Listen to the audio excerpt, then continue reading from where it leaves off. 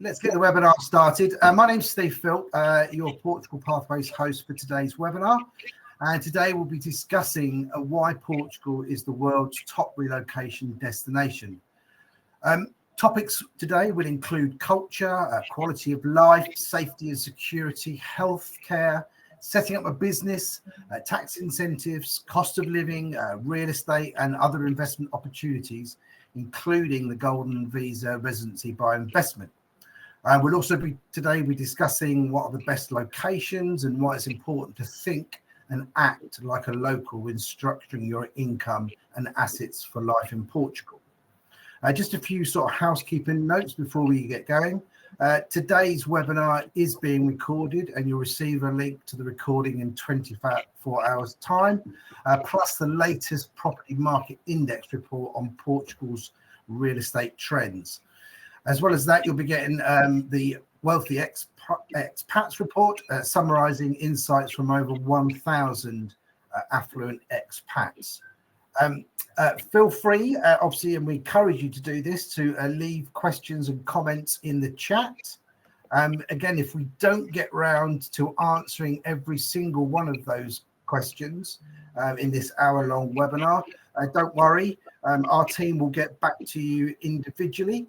If you've got obviously some specific questions relating to your own specific situation, again, we can arrange one-to-one with the relevant experts who may obviously be on this panel. So let's get going, and I want to introduce you to today's panelists. I'm going to start by introducing Pedro Niza. So Pedro is the Senior Manager at Vialto Partners.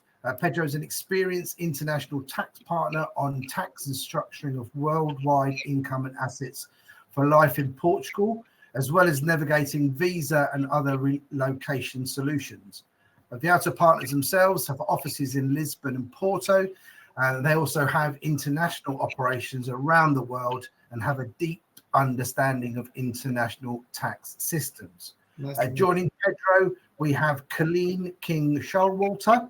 He is the co-founder of Portugal The Place. Colleen is a relocation specialist based in Portugal who moved from the US with her family and has been supporting expats in Portugal ever since. Colleen's company has supported thousands of expats coming to Portugal with a soft landing in terms of navigating relocation and integration, and supports people in many aspects of their life and property research relating to decisions alongside Portugal Pathways. Joining Pedro and Colleen, we have Andreas Pistorius. Andreas is the CEO and founder of Pistorius Wealth Management. He has over 20 years of experience in international private wealth management at some of the leading firms in the UK and Portugal. Andreas, whose business is based in the Algarve, has a philosophy that is very much about making sure that your life goals and structure of your family's income and assets are aligned with life in Portugal for the long term. And finally, we have Paul Stannard, who is the chairman of Portugal Pathways. Paul brings extensive experience and understanding of Portugal, and as the founder of Portugal Pathways, developing a community to support affluent families and create soft landings for investing in Portugal, giving people clarity and moreover, peace of mind for their future. So as I said, we're going to be discussing a lot of topics today. We're going to start with tax incentives, specifically NHR 2.0 tax regime, which has been in the news a lot this year. So again, starting with that NHR tax regime set to roll out in 2025, how does the panel see this playing out, especially in attracting high-skilled professionals and entrepreneurs? And again, how do the new tax benefits compare with the old NHR tax regime that ends for new entrants at the end of 2024? I think I'm going to ask initially Pedro and then Paul to come behind Pedro, if they can start with that. So Pedro, over to you. Okay, thanks, Steve. So basically, just to give a quick introduction for the audience, for those that don't know, in Portugal we had a special tax regime, so-called NHR, non-habitual resident regime, that was a very succeed regime that was in force till the end of 2023. And for 2024, the regime was revoked, but it is still possible to apply under certain circumstances that may not be applicable to every people. Basically, it's still possible to apply for those who were already planning to move to Portugal in 2023, but already only will do in 2024. Along with the end of the NHR regime, the Portuguese government last year implemented a new regime. To be honest, I don't like to call it NHR 2.0 because, as I am gonna explain it after, it's different. It's different the intent of the regime and who can benefit from the regime. Okay, but this regime was in force as from 2024, but up to now, it's not possible its application due to the lack of regulation by the Portuguese government. So basically, what are the main differences between this new regime and the official name of the regime translated to English is the tax incentive for scientific research and innovation, or as we are describing here, NHR 2.0. And basically, the main difference between this regime and the NHR regime is that in order to access this special regime, the person, in addition to the condition of not having been considered as tax resident in Portugal in the last 5 years, and to be considered as tax resident in Portugal in the year that the person wants to apply for the regime, there is one additional criterion, which is the person must exercise an activity, a professional activity that is carried out for eligible entities and projects. And this is a huge difference for what we had in the NHR regime, the original one.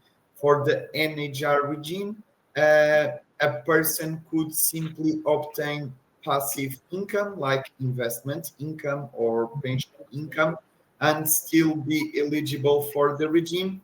That no longer happens with this new tax incentive. Okay. And now you can ask me, okay, what do we consider as eligible entities or projects?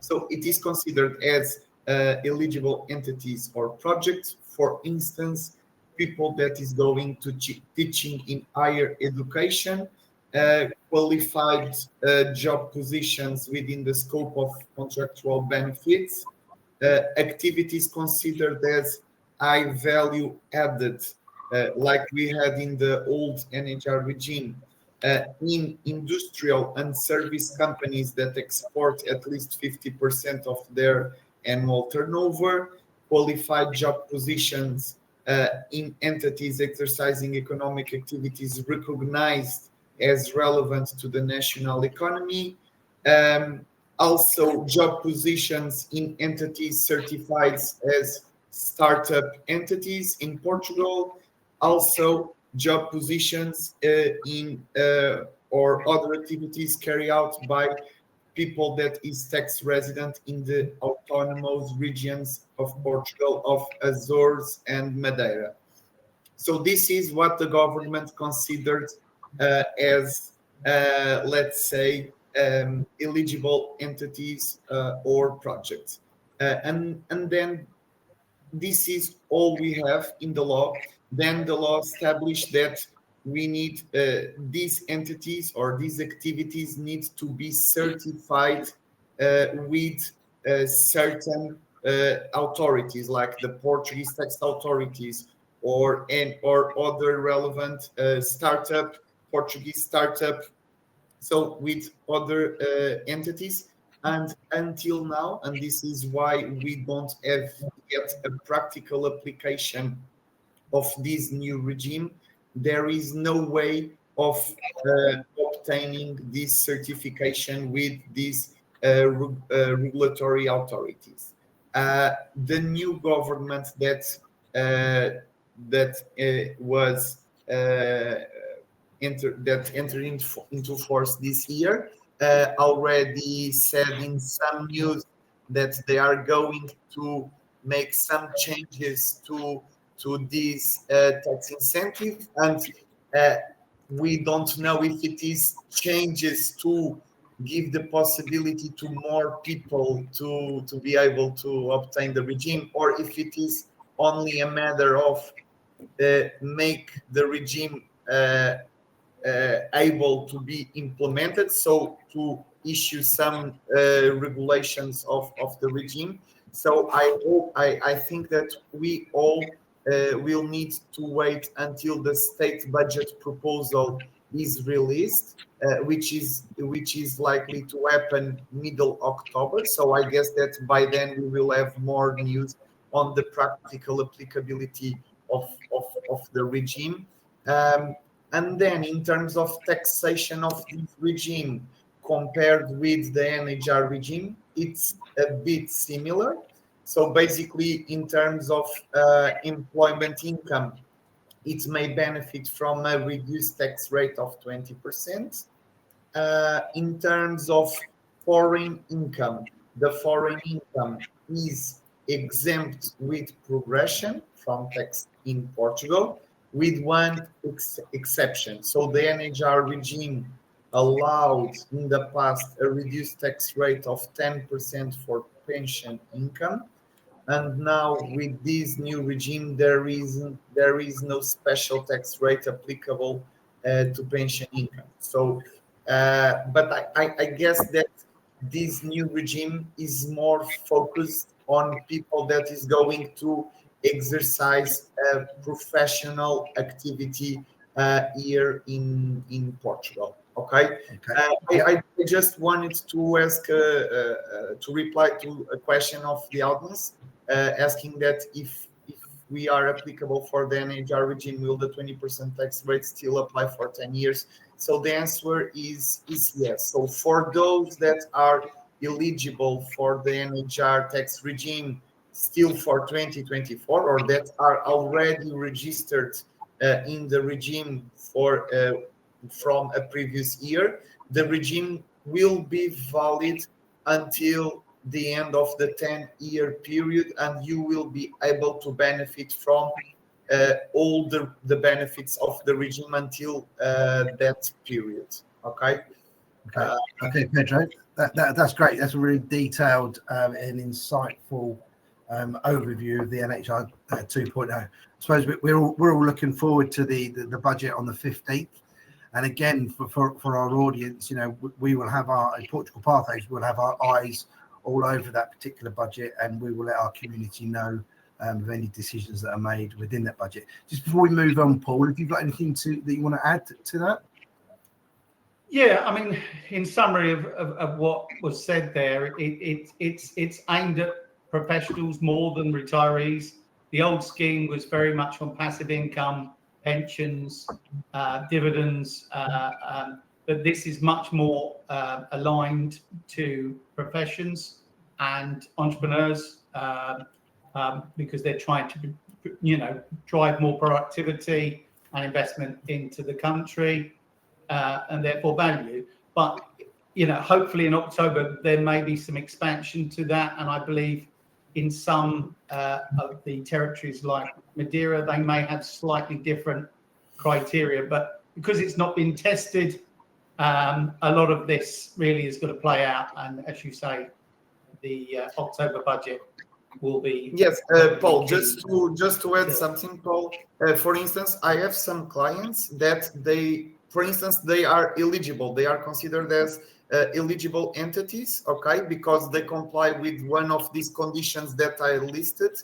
The problem is that, for instance, their employees that are eligible for this new tax incentive, they don't have a way to register, okay, but they are eligible under the tax law. So I think that what is missing these days is a way of register people and entities that are eligible to the new incentive. Okay. Absolutely, a pathway, if you'd excuse the pun. Yeah. One last thing on that, because obviously we've taken a lot of time up on that one question, is obviously there are still a lot of people that showed that intent, and if people reach out to Portugal Pathways, we may be able to help people grandfather onto the existing scheme before the end of the year, and we've got a lot of people that have been able to meet that criteria. So by all means, reach out to us afterwards. Excellent. Okay, thank you, Paul. Moving on, we're going to be talking for a little bit about the importance of location, obviously within Portugal, and obviously the person that I'm going to turn to is Colleen. So Colleen, as someone who's moved to Portugal from the US without knowing the language or the culture that well back then, what was your experience? Is first part of the question. How did you sort of navigate the process of choosing the right location? And finally, sort of what advice would you give to those trying to find the best place to settle and build a life in Portugal? Absolutely. Well, it's interesting because we had a combination of things work out for us that now in today's more aggressive market with a lot more information coming out about Portugal. Portugal's really kind of on the forefront. It's different than when we arrived. When we first got here, we arrived during COVID. There was very little available. And why we started our company and why we decided to create Portugal the Place was because there was a gap between real estate agents and lawyers and immigration. One of the things as Americans we're used to are things like visitors services on the chambers of commerces, or like the city information where you could just click and find out how to move somewhere. And that's not how it was done here. So for us, it was cultivating relationships that we trusted. We had to do it all remote. We did it all blind. We'd been here on vacation. And I think the piece of advice for everyone considering moving to Portugal is to realize that a scouting trip should not be considered a holiday. In fact, you should come at the time of year that you're least looking forward to.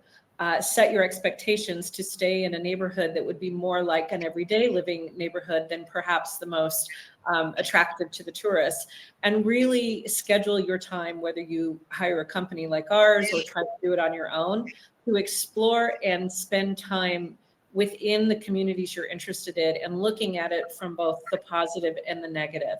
It's very easy to get wooed as an American. I mean, I know you guys are Brits, so you don't see this, but castles and palaces and all that, it's like, for us, it's a very like, wow, but it's easy to get distracted with all of that. And so pulling back and really looking at, what do I need in my lifestyle, and what is it that I'm looking for, and what do I want to move towards? Less about what I'm leaving and more about what you're looking forward to as your next chapter.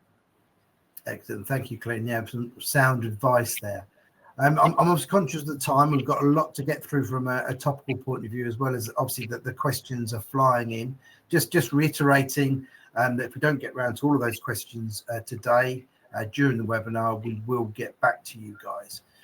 So we mentioned obviously investing in Portugal, and again, I'm going to turn to Paul on this one. And then Paul, I'm going to ask you to share your insight on what international sort of expats are looking for when it comes to investing or buying property in Portugal. What should be their key sort of considerations? I think Colleen touched on it. It's you've got to ingratiate yourself in the locations that, and not just go to all the tourist spots.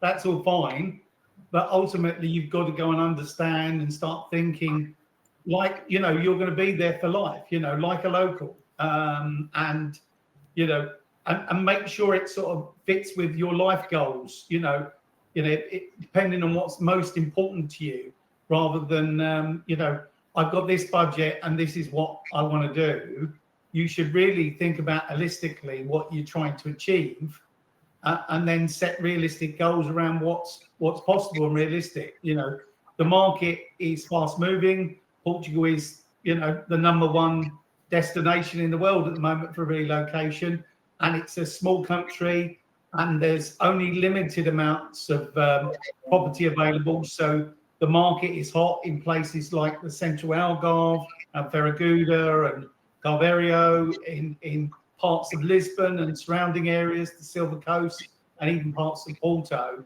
So it's just important to do your research and have good partners, because you don't know what you don't know, and the best way to do it is with people that have walked that path. Absolutely. And just sort of carrying on that theme of ingratiating yourself into obviously the local communities, if you're considering obviously relocating to Portugal, having a Portuguese mindset is something that we hear a lot. So we mentioned earlier, you know, the importance of thinking and acting like a local. As I said, having that Portuguese mindset.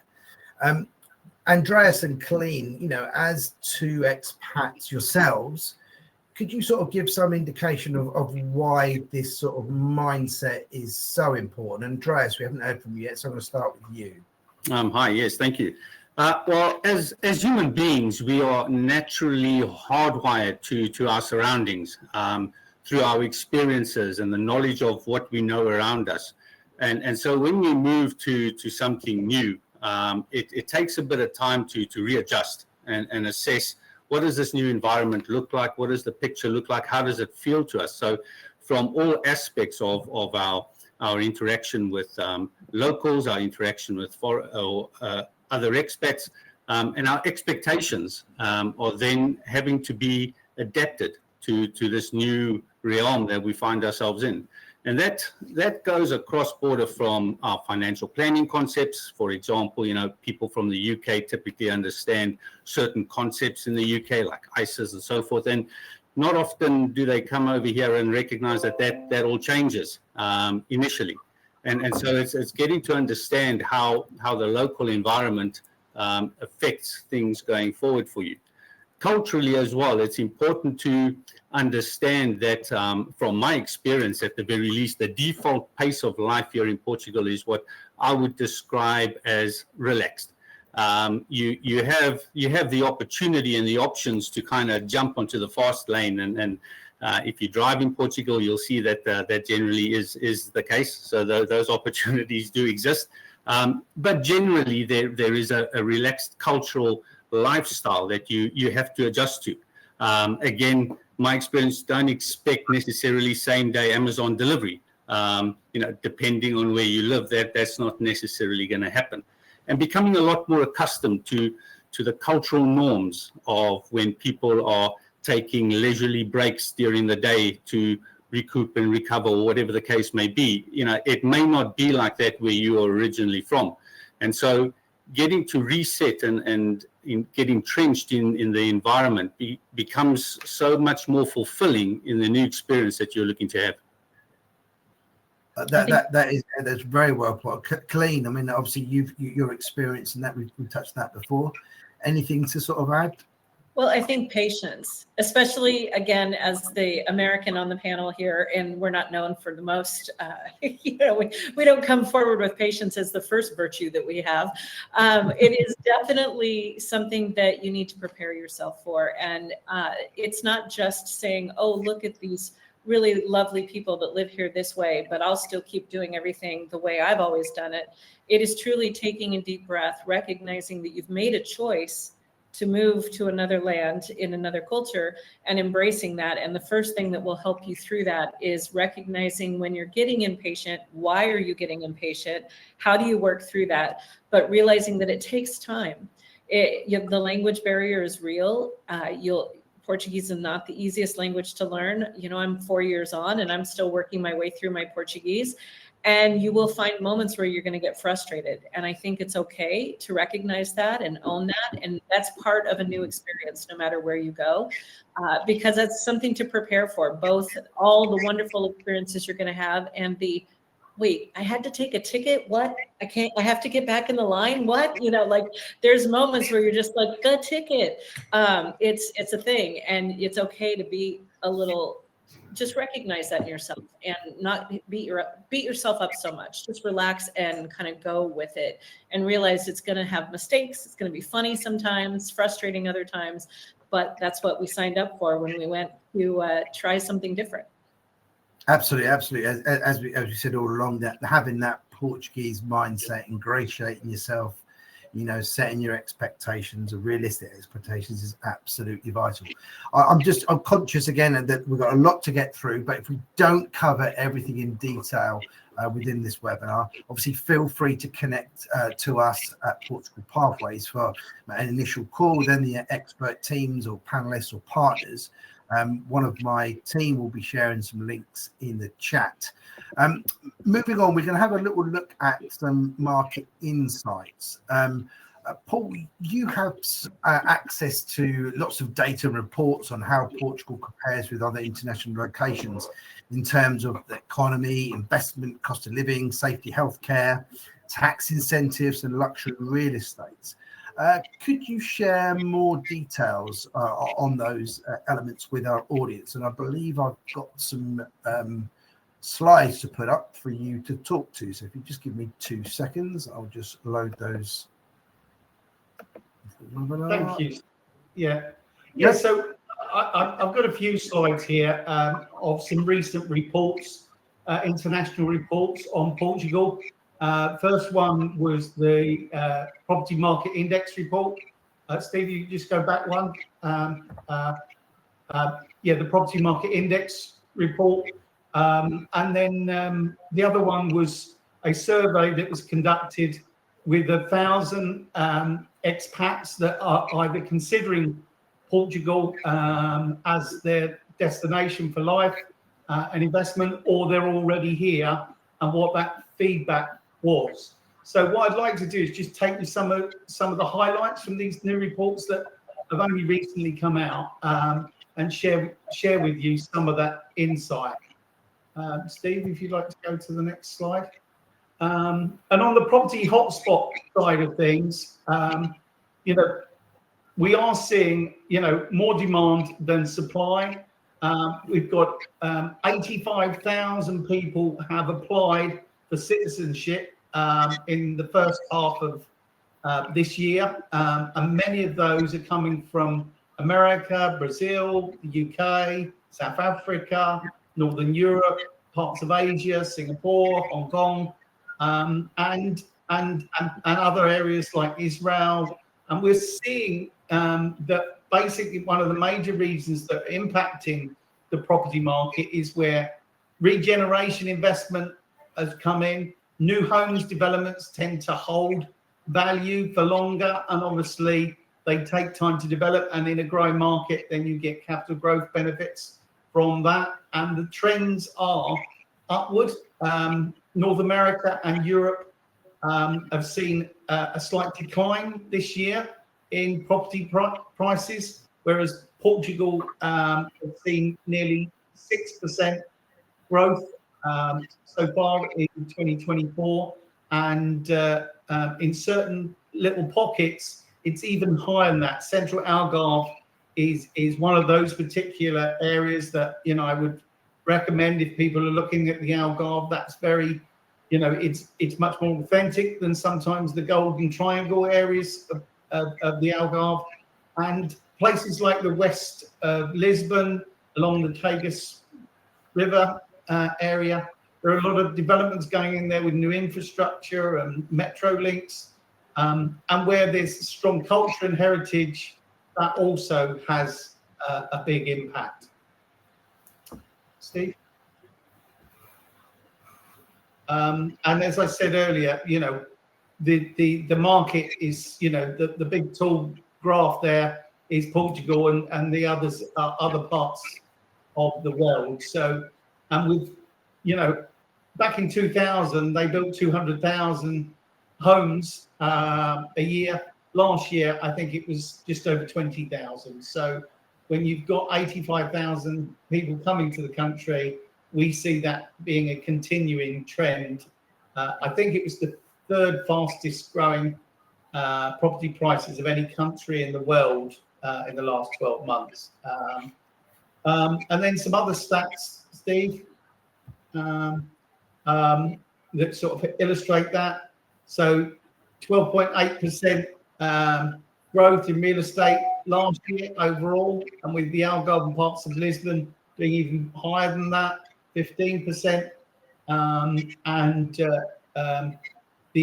outperforming the EU market, as I said earlier, and that's continued, not at the same levels as last year, but it's definitely twice the growth of most of the other developed markets.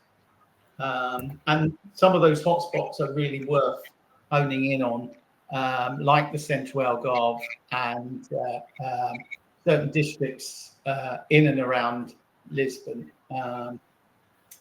Steve, on the next one. And I just thought I'd put this slide just to illustrate, because I know there's a lot to take in. NHR is a tax regime. It's not a visa program. Okay, there's a longer name for the NHR 2.0 in the Incentivized Tax Scientific program. But we've just put this on the screen just so you can see the main differences.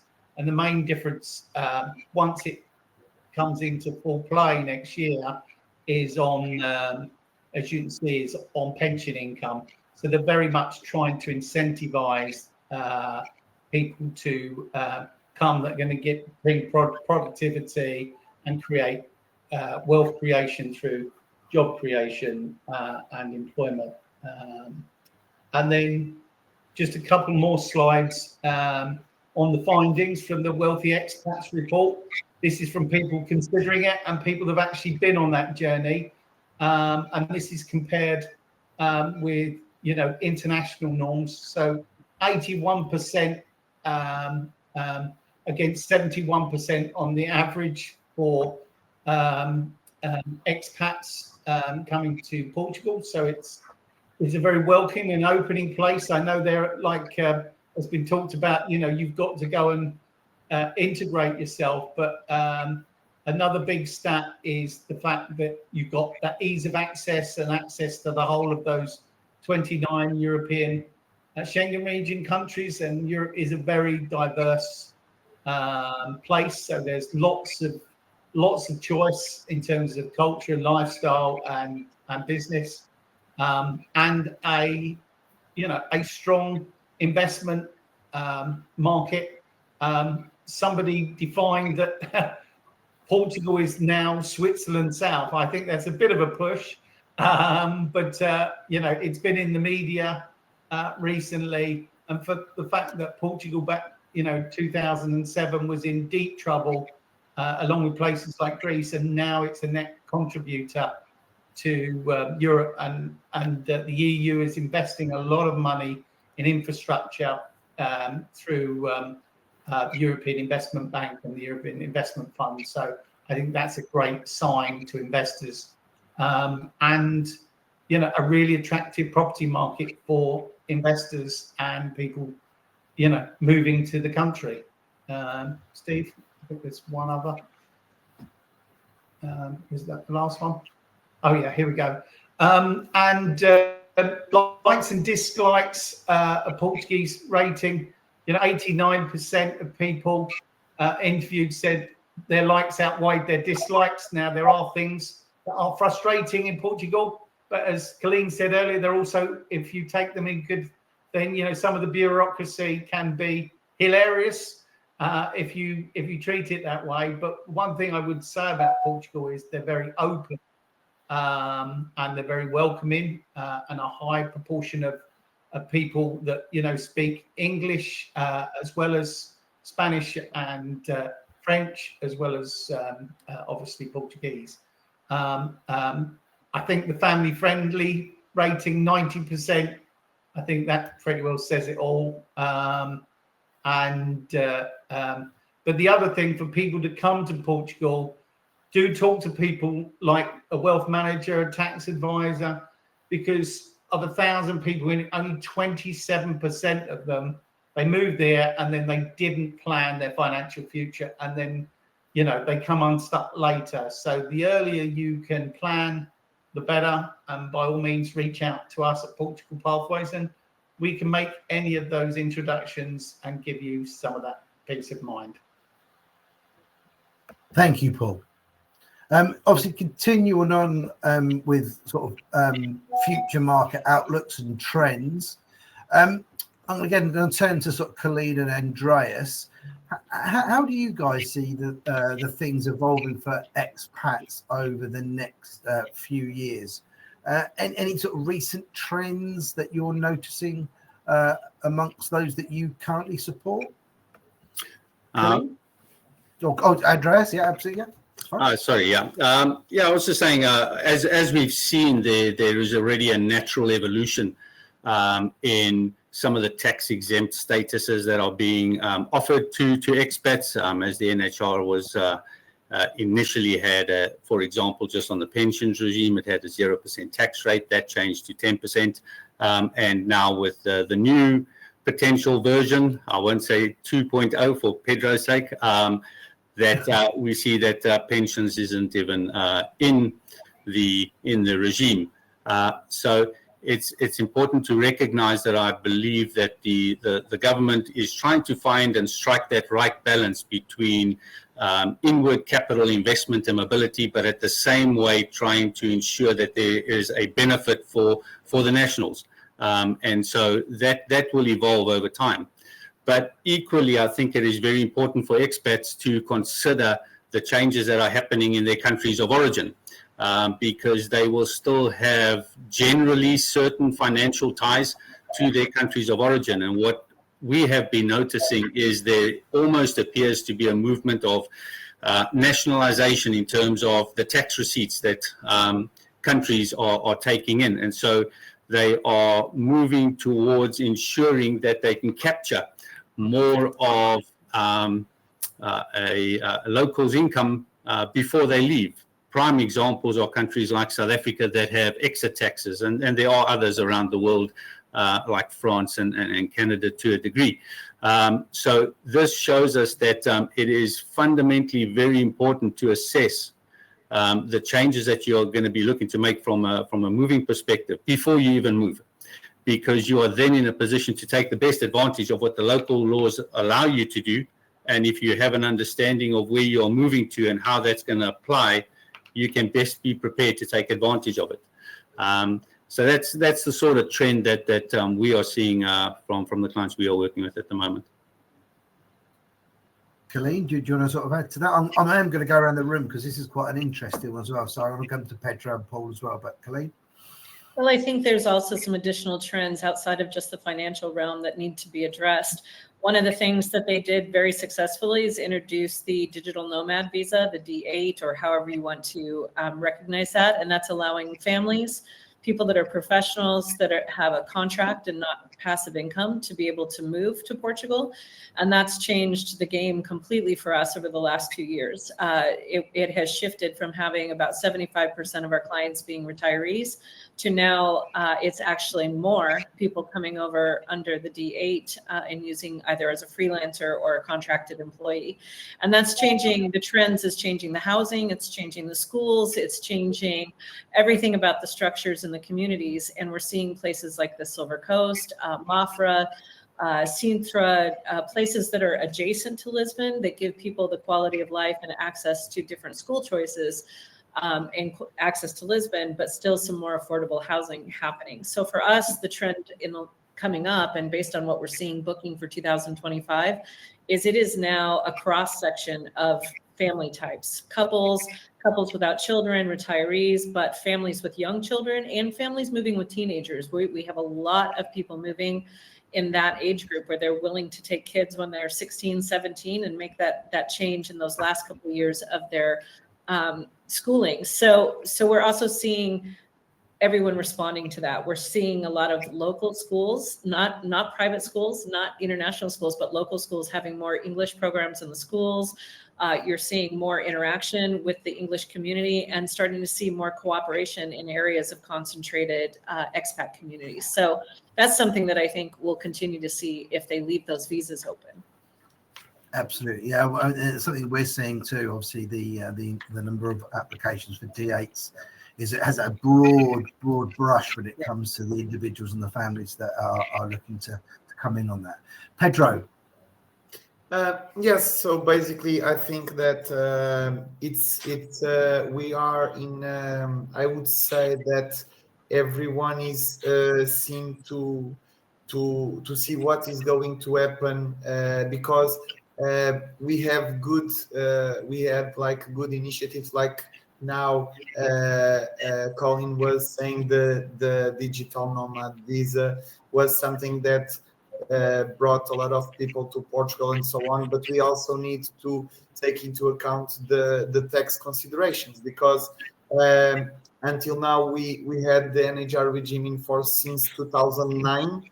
So it was a lot of years in force. Everyone was already familiarized with the regime. Everyone knew that in principle, if the activity was considered high value added, it could end up paying 20% income tax in Portugal. And now the game has changed because the tax rates in Portugal are still considerable high. So they can go up to 48% plus solidarity tax.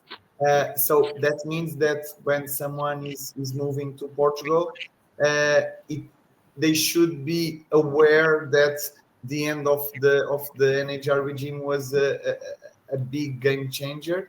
And I think that we all are expecting to see what is the government now in charge decides with this new regime. I think there is room to improve this regime to be able to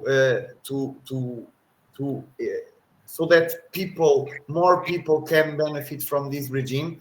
Because, for instance, we have a digital nomad whose the employer is not in Portugal, right? So the employer is is a US employer. So in principle, that person is out of this new regime, right? Because the US employer is not an eligible entity. So I think that there is room for improvement of the new regime, and let's see what this new government will decide now in October. I have one question from Simon asking if we can apply for the new regime if we are on the non-habitual resident regime. So both regimes are not cumulative. Okay, so if you are under the NHR regime, you cannot register in the new tax incentive and vice versa. Okay, so you can only opt for one of the two regimes. Thank you, Pedro. Again, I'm conscious of the time and obviously not only our panelists' time, but obviously you guys in the audience as well. We have sort of three topical elements to get through before we get to the Q&A. I'm sort of quite determined to get to them because they are important, and I'm going to ask the panels to keep their thoughts and their answers sort of fairly succinct on these. So we want to quickly talk about obviously buyers' preferences, and Paul, I'm going to come to you on this. What are international buyers and investors looking for when investing in Portugal, whether it's for golden visa residency, by investment and regulated funds, or real estate for life or investment purposes? I mean, the thing that's changed over the last 4 or 5 years is people used to come and they'd have homes that were more holiday homes, and they were built for holiday breaks. Now you're seeing some fabulous developments and some amazing work that's coming from architects, from builders and developers in Portugal. There's some of the high standard building you're seeing in Europe at the moment, and they're very much building homes, that may have offices because more people working post-COVID from home, and they're no longer this sort of holiday market. Now, obviously, those properties still exist, but that's one thing that we're seeing. The other thing that people want is they definitely want some authenticity. They don't want to come into some homogenized version of the US or UK. They want to enter something that hasn't, has got something authentic that they can go and sit and eat at a restaurant by the beach and not have Starbucks by the side. No disrespect to Starbucks, but they're looking for lifestyle. And the other thing that they're looking for more than anything, and this is obviously being played out in front of us in politics, where it's the UK, people worried about, social challenges and political issues. We're seeing that in America, and it's on both sides of the political divide. People want safety and security. They want to be in a place that's stable, and Portugal ticks all of those boxes at the moment. Absolutely, yeah. One of the safest places to live, as we're seeing on various sort of guides and reports. Moving on to investment and tax advice, and again, I'm going to come to you, Pedro, with this one. With Portugal's sort of growing reputation for attracting inward investment, as Paul mentioned, from entrepreneurs, investors, and obviously affluent expats, how important is it to structure your income and assets early when moving to a new country, and why is that? So basically that is a very good point, Stuart. So I think that most of people, when they relocate to a new country, they don't properly let's say structure their assets and income before they make the move. So that is a very important point, because at least from a Portuguese tax perspective, you start to be taxed on your worldwide income, okay, as from your arrival date, permanent arrival date to Portugal, okay? So it means that if you don't properly structure your assets and income before your move, you will pay, maybe you may end up paying income tax at aggravated tax rates, or not on an efficient way as you could do if you would have made some structuring before. So my advice is always, before any move occurs to Portugal, that the person or the family seeks for professional tax advice to understand what are the real tax consequences of moving to Portugal, and what is going to be the taxation of their sources of income, if they are eligible for any special tax regime, and so on. So that's my advice. And just to add to that, Andreas, from a wealth structure and a planning point of view, obviously it's important to plan early there as well. Anything you want to sort of add in on that one? Yeah, well, just to add what Pedro was saying there, I think as he said, most people don't structure their assets and their capital and their income producing assets effectively before they move. And generally it is because most people haven't conducted a proper kind of holistic plan, even in their country of origin. So when we speak to people and we talk about what does effective private client advice look like, it's centered around 3 core pillars and 2 principal tenets. And those core pillars are financial planning, a wealth strategy, and tax management. And the tenets that are supposed to essentially bring that all together is focusing on the things that you can control and prepare for the things you can't. And I'll use one example with the NHR, how that gets applied to having this holistic approach to managing your finances pre and post moving to a new country, especially a country with a tax-exempt status like NHR. The one question I pose to a lot of people that have the NHR is I simply ask them this: how would you manage your finances if you knew you exactly had 10 years to live? And that kind of initially is a bit morbid in the sense, but it strikes home the fact that we will immediately do certain things, like probably indulge in a little bit more of finer things in life, but we will most certainly adapt in the way that we manage our financial assets. How much money we would pass on to our children, for example, we would be able to establish exactly what we would need, because we know we've got a 10-year period to live. And how the NHR should be considered and looked at is in a similar vein, because as the definition of the future is, it's inherently uncertain.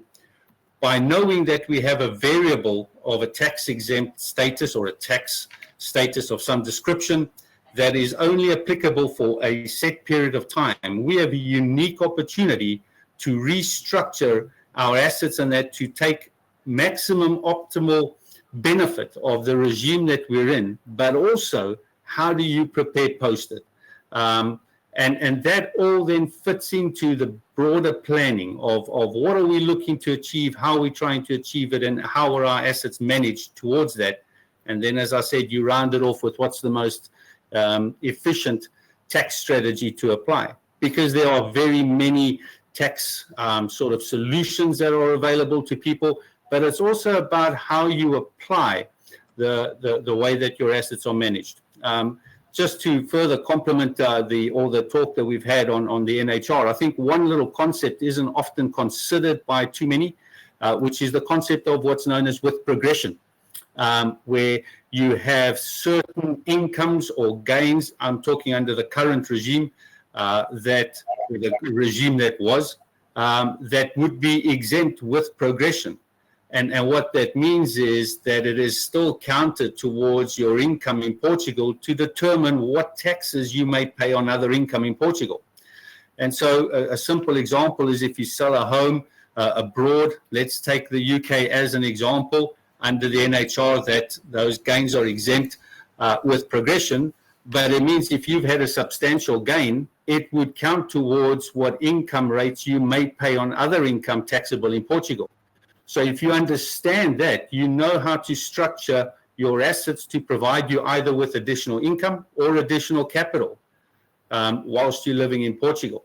So it becomes an adjustment and an understanding of we need some sort of funding. And whether those funds come from income, whether they come from capital, it's determining what's the most efficient and optimal way from a tax perspective to ensure the sustainability of that. That's very detailed and really good. I mean, early planning is absolutely advisable if you're considering obviously moving to Portugal. I think we've gone through the topics. I can see obviously the chat is blowing up, lots of questions. I'm very conscious of time. So in the next sort of 10 or so minutes, we're going to get to as many of those questions as we possibly can. However, if we don't cover everything off, which by the looks of it we won't do because of the engaged audience that we have today, again, please contact us at Portugal Pathways and we can arrange, no obligation sort of discovery calls with any of the specific questions with any of our expert team, panelists or our partners. So sort of moving on quickly to the questions. As I said, I'll get through as many as we can in the next 10 minutes. We have a question in from Michael from Dublin, and he said he's moving to Ferraguda in the Algarve next year. Has secured 2 new properties at the Quinta Heights development there. Could the panel share more insights on the current property market hotspots and future trends? Well, I think we've probably covered the majority of that one off, Michael. Again, as part of this, we will be sending out, obviously, the reports that Paul talked us through earlier. So again, all the property hotspots and the places to buy and the insight are all in those reports. So again, just moving on then to Emily from London. She is asking, Pedro, how will the NHR 2.0 tax regime impact retirees and pensions? Steve, sorry for interrupt you. I just replied to most of the questions through the chat. I do apologize. You're doing very well. You're doing very well. I just wanted to ask, I think there were some questions regarding the new tax incentive. I think maybe it's not 100% yet clear, which is, in order to benefit from this new tax incentive, and I'm talking as of today, I don't know what is going to happen in the next months, if something will change or not. But as of today, one of the let's say one of the conditions that needs to be complied is that myself, for instance, Pedro, I am exercising a professional activity for an entity that is considered as an eligible entity. Okay, and as most of the entities needs to be recognized by somehow any Portuguese authority, my understanding is that this regime was, let's say, built to be able to benefit people that is exercising his professional activity to Portuguese entities, okay, and also to attract entrepreneurs to Portugal to build, for instance, a startup entity here in Portugal, and to be able to benefit in those cases. So there were some questions around, okay, if I exercise for a foreign entity or for an entity in Malta and so on. So my question is, as the regime is built today, is that in principle you will not be eligible on the new regime? Okay. Okay, thanks for clearing that up, Pedro. Paul, a question for you in the chat from David. It said, with the golden visa residency by investment moving away from property to regulated investment funds, are there still attractive investment opportunities? Yeah, I mean, it's changed. You can't get your golden visa residency by investment and get that dual citizenship with your home country and the whole of Europe through property investment. You have to invest in either a startup company that creates, 6 or 8 jobs, or you invest in one of the regulated alternative investment funds that have been approved for golden visa. And there's 40 plus to choose from.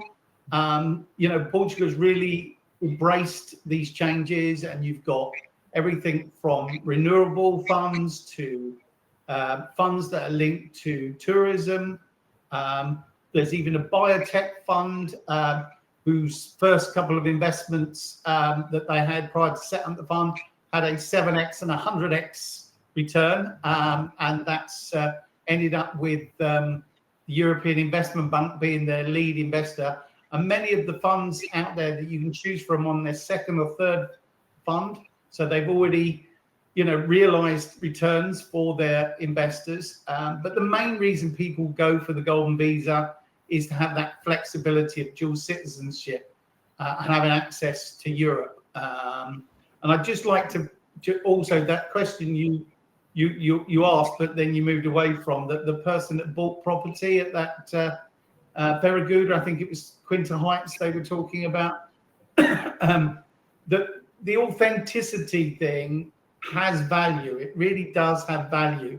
And new homes developments tend to hold their value more than some of the more Portugal resale properties, more traditional ones. So, it's just important to bear that in mind. Okay, Paul, thank you very much for going back to that one. Again, just looking through here, Miguel from Lisbon is asking, Colleen, as someone who moved to Portugal without knowing the language, what strategies did you find most effective in overcoming cultural barriers and integrating smoothly? And he asked, do you recommend taking language courses before relocating?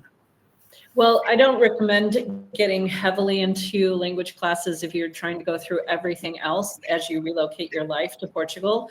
Because when I tried to get into the apps and teach myself before I arrived, if you're not able to practically use it and listen to the accents and things like that, it's pretty tough in the States, quite frankly, unless you're in a Portuguese community. If you're not in an area where you can practice with someone that speaks Portuguese, it's a little difficult. Now, flipping to when you're in Portugal, it's a process of finding the teacher or the teaching method that works best. We all learn differently. So I find a lot of people say, I love this instructor or this class. And then other people are like, I hated it. I don't learn that way. You really have to learn how you learn. And then maybe it'll take a couple of tries. It took us about 3 different tries to find a tutor that worked well with our schedule, owning a Portuguese company, all of those things. And then speaking up. What I found with the tutors especially was, instead of saying, just teach me Portuguese, I said, help me learn Portuguese to run my business more efficiently in Portugal. Yeah. So it's definitely, you can ask those questions and target what you need, but it's a process. I can read fairly well. I understand more than I realize, but I'm still struggling with the speaking. It takes a while to get that piece comfortable. So don't kick yourself, just jump in. When you get here, it'll start to make more sense. So absolutely. And I saw another question here that quickly had asked about choosing a location. You asked me the question and I was just getting ready to type back to them. And yeah. The question here from Ravi about when choosing a location, which factors do you recommend considering and how important is proximity to expat communities? You can have the best of both worlds in Portugal, because Portugal is so close together that if you want to really immerse yourself in Portuguese communities, there are ways to do it and still have access to the international community and other fulfilling cultural experiences. That's what's great about Portugal. It's just a mix of everything. So what I would recommend, and what I like to say, there's a couple of things I really like folks to think about. What do you want your life to look like a year after you've got your NHR, you've done your planning financially, you've got your property, and your life is, everything's behind you. You live in Portugal. What do you want that year to look like, that next year, after all the excitement of moving is over? And we were talking about this the other day. It's equating it more about the marriage and less about the wedding. Everybody gets very excited about planning for the move, but we need to think long-term. And so the location, you really want to dig in and think, if you've never been retired before, what do you want to do? What do you want to plan to do? Do you want to lock and leave in Lisbon and be able to hop on a plane and go somewhere in Europe? Are you interested in hobbies, the outdoors? It's really digging deep and communicating with your partner and your family to make sure that you're doing the best to understand what you need. And then there will be a place in Portugal. Portugal is the place, I'll just throw that in there, that will give you those different options. There's no limit. You can have beach, you can have mountains, urban, rural. It's just knowing yourself and then following those guidelines. Don't get sucked into something like, wow, I can get this house for 150,000 euros, but it's out in the Alentejo next to a pig farm. You're not going to want to live there long-term. Don't sacrifice everything for a price on a property. Really think about the lifestyle and what you want those coming years to be. And also on that, buying these really cheap properties, there are so many regulations about what you can and can't do with things. A lot of the properties in these rural places and on the coast have ruins, and there are all sorts of different regulations. So please take advice. Be very cautious. There's just the bureaucracy around rebuilding. You need to have the stomach for it. You need to be a person that is ready to go the distance. It can be done, but it will not be your easy entry into it's not under the Tuscan sun. You're not going to get 3 brawny guys that come out and eat lunch with you and build your house. It's very complicated. So that's definitely something to consider. And on the locations, don't look away from the locations that aren't talked about all the time. We hear a lot about the Algarve and Lisbon. Porto is very hot. The Silver Coast, has definitely been known.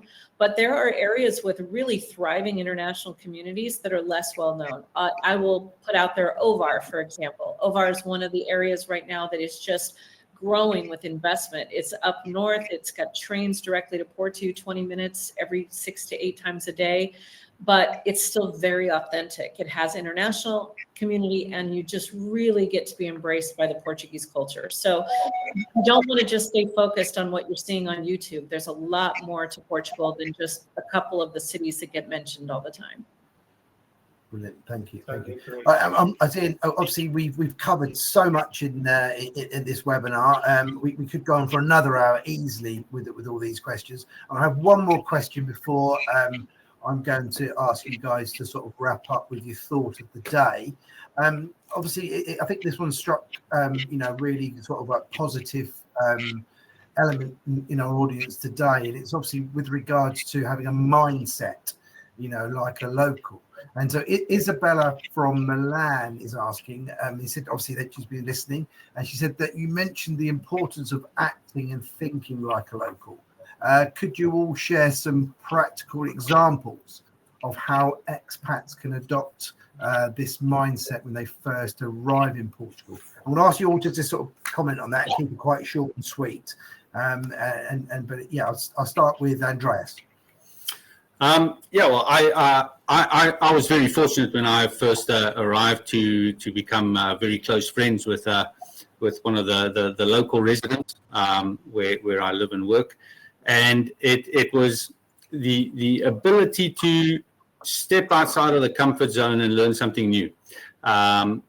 Simple example is going to local markets, getting an understanding of the congregation of locals around the market isn't just to purchase produce, but it is a get-together.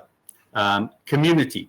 The local communities are exceptional in the sense of how they look after each other, how they enhance each other's well-being. And if you embrace that, because typically coming from certain Western societies, we live in this, or potentially we live in these tunnels of I'd like to think golf, eat, sleep, repeat, but it's not golf, eat, sleep, repeat. It's work, eat, sleep, repeat.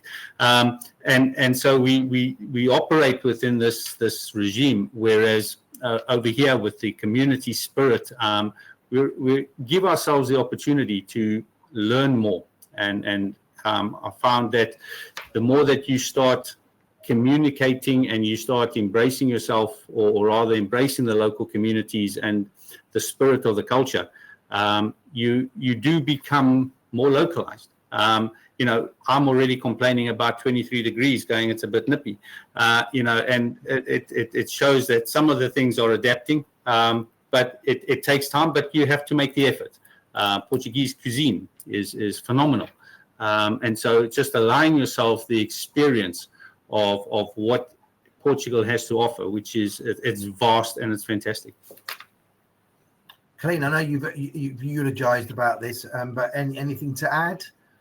Well, it's interesting because everything that Andreas said is absolutely correct. And one of the things I found is if you can learn 2, 3, 4 phrases that you're very comfortable with in Portuguese, especially introducing yourself and saying hello, I felt like I built a community around myself by just asking the local people's names, the coffee shop, the florist, the pharmacist. And then they would you'd try in Portuguese and you'd ask their name and say hello. And even if they didn't speak English, you had a moment of connection. And I think that's what we're all looking for, is to be connected. So just don't be afraid. You're going to have to be the one that steps out of your comfort zone and into their world. There's no expectation that they should need to do it the other way around, though they do all the time. Portuguese people are amazing. And I feel very blessed and lucky to have been embraced by this wonderful country. I back that up, Colleen, in terms of the report from that Wealthy Expats report. 90% of people interviewed that moved to Portugal wish they'd taken more steps to integrate, because they found them more enriched the more they did. So go further, look further, go to that little place that's off the beaten track and go and sit and eat with the locals. You'll probably find that legendary cost of living just got even cheaper. And you'll probably, really see, what their food and culture is all about. one of the things that we talk about the food all the time, and we can have wine and eat in Portugal like every day at a price that's just extraordinary when you think about it. But the other thing that's really cost affordable, free or very low cost is the cultural activities. Putting yourself, going to a concert, going to a local concert in a church or in one of the local areas, one of the festesses, and putting yourself out there, and you don't understand what's being said in between. People are singing, they're all standing up and clapping to songs, and you're kind of like, okay. But it's amazing because you start to see the warmth, and then people will turn and smile at you, or they start showing you how to eat that bifana, or like whatever's happening around you. Those things are practically free or hardly any cost.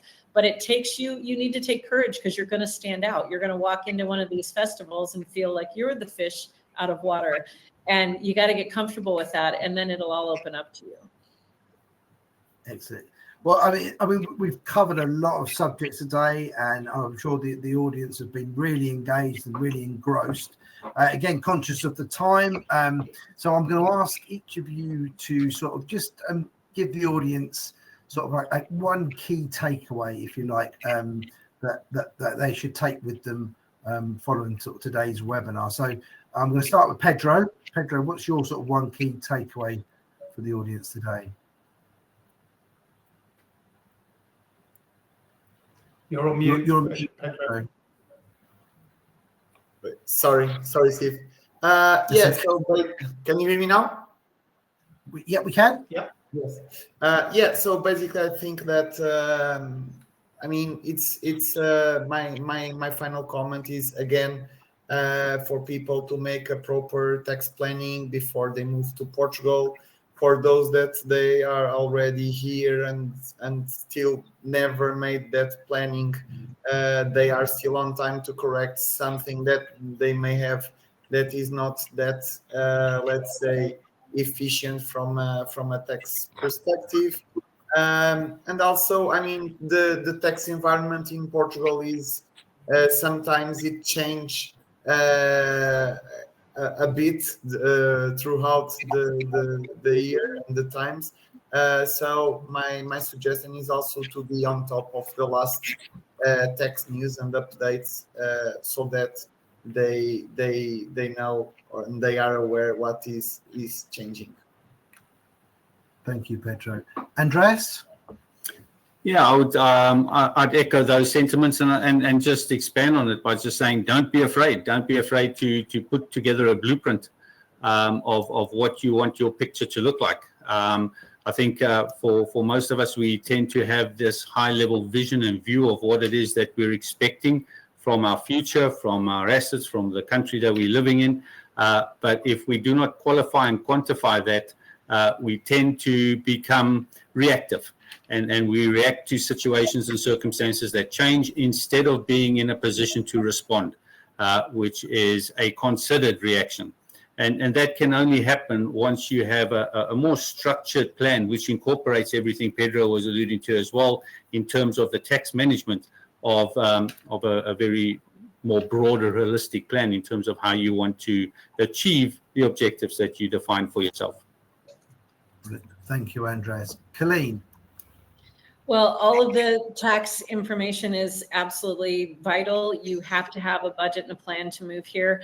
But there's a quote by a 15th century Portuguese poet that says, "What you don't know today, you will know tomorrow."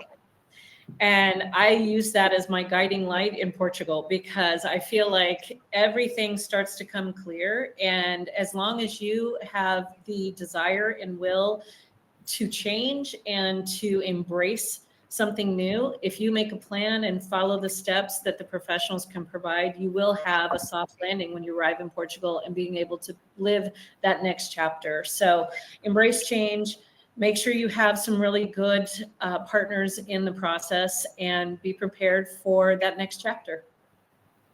Brilliant. Thank you, Colleen. And finally, last word to Paul.